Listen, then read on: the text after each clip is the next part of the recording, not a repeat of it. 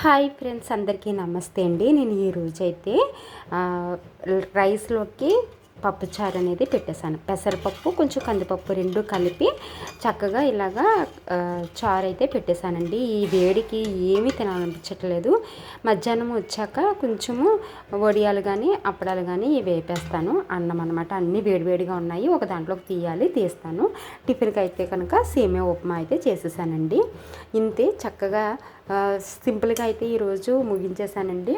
తర్వాత మీకు ఈ చిక్కగా అంటే పప్పుచారు ఇలా చిక్కగా రావాలంటే కనుక కందిపప్పు పెసరపప్పు వేసుకుంటారు కదా, కొంచెం ఉడికించేసుకున్న తర్వాత దాన్ని మిక్సీ పట్టుకున్నారనుకోండి పప్పు చాలా మెత్తగా ఉంటుంది, మనకి ఇలాగా చిక్కగా అనేది వస్తుందన్నమాట.